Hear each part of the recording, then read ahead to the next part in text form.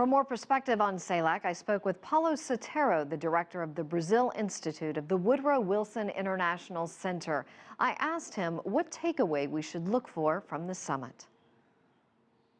It is a statement on the desire of the region to end in real terms what has already really ended in practical terms, is the isolation of Cuba, to integrate Cuba into the international community more and more, into the regional community, as it faces a very important transition, both a political transition and also an economic transition that in a timid way has already started. So to a degree, this has been going on. So this is just one more step. Are they gaining strength? Is that how you would describe it? It is, and it's symbolically important that it happens in Havana. There are leaders from 32 countries in Latin America and the Caribbean, joined by Ban Ki-moon, the Secretary General of the UN, by Mr. Miguel Insusa from the OAS, the Organization of American States.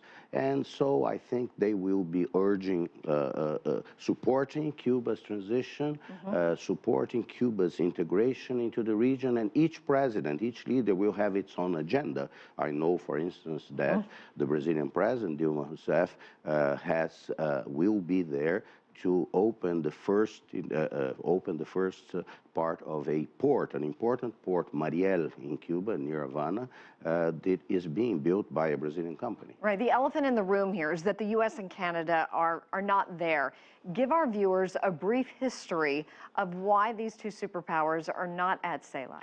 Because, especially the United States, is because of the embargo. That is basically obsolete. Actually, the United States sell a lot of agricultural products to Cuba already, but in cash. The exclusion of Canada is a little bit perplexing because Canada has diplomatic relations with Cuba. But this is probably a temporary issue because with the transition in Cuba, there is a tendency of a convergence where Cuba will be brought to the OAS and will become a normal participant. Can you give us a little bit of background briefly on the politics that are going on behind this embargo? Well, the embargo is an American, obviously, decision. It started more than 4 decades ago. It is opposed now by the business community of the United States. I believe it's opposed even by the newer generations of Cuban Americans.